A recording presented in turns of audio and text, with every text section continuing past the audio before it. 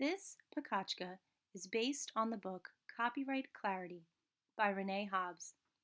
Copyright can be a taboo subject in education.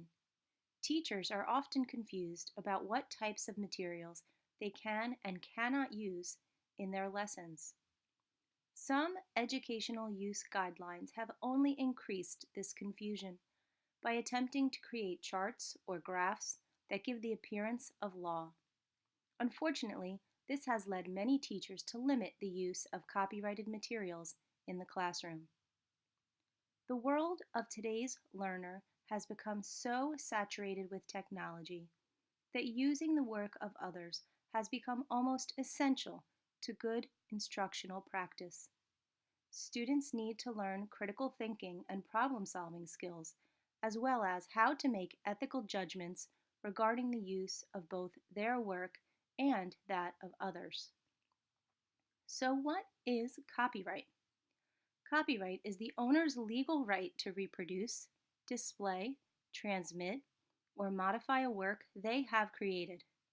The copyright law of 1976 includes Section 107, the doctrine of fair use. Fair use is an exemption to the law that allows users the right to use copyrighted materials freely for certain purposes. Educators can determine if fair use applies by considering the 4 factors of the fair use doctrine. These 4 factors are the purpose of the use, the nature of the copyrighted work, the amount used, and the market impact. Once a teacher has assessed his use of a copyrighted work and determined that this use is within the context of these 4 factors, the teacher can claim fair use of the material. The Code of Best Practices in Fair Use for Media Literacy Education was developed to help teachers make these determinations. The code consists of 5 principles that explain how fair use applies to media literacy education. The first 3 principles apply to educators.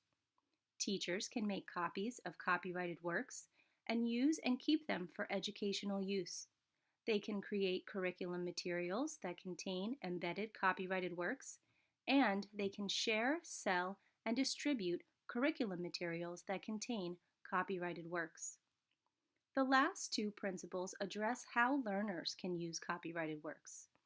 Students can use copyrighted works when creating new materials and can distribute their works digitally if they meet the transformativeness standard. Transformativeness refers to the repurposing of copyrighted material as part of the creative process. When considering whether or not a work is transformative, it is important to determine if the creator has added value to the copyrighted material. Ask yourself, what is the purpose of the work? Let's take a look at some examples to see if we can determine if they qualify as fair use. What if a teacher does not have enough money in her budget to buy textbooks for her whole class? Can she make copies of the textbook and distribute them to her students? No. This is a clear violation of copyright law. The teacher has not added value or transformed the work in any way. This infringes upon the rights of the copyright holder and affects the market for the original work. Let's try another example. An elementary school teacher prepares a slideshow to teach her students about Dr. Martin Luther King Jr. and the Civil Rights Movement. She uses photographs of Dr. King and articles from newspapers in her presentation. Is the teacher allowed to use these copyrighted materials? Yes. Since the teacher has used these materials for instructional purposes, she is not violating copyright law. She has used the photographs and articles to enhance her lesson and make the content understandable and more engaging for her students. Remember to be reasonable. Educators who are acting in good faith should not be afraid to use their fair use rights. Our priority should be providing the best instruction for our students, and questions about copyright violations should not cause our best practices to suffer.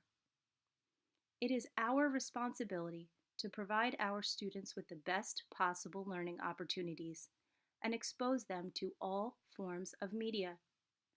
Teaching digital citizenship is of the utmost importance in today's society, and modeling is one of the best ways to show our students how to navigate the world of technology. It is also important to teach students about attribution. Students are sometimes told that as long as they cite their sources, any use of copyrighted material is acceptable. Again, this is an area where we need to use our judgment.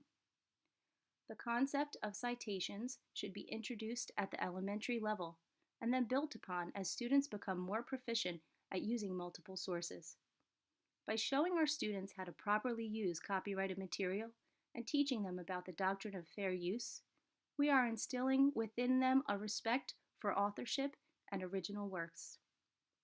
Students need to be taught to think critically and properly navigate the world of digital media.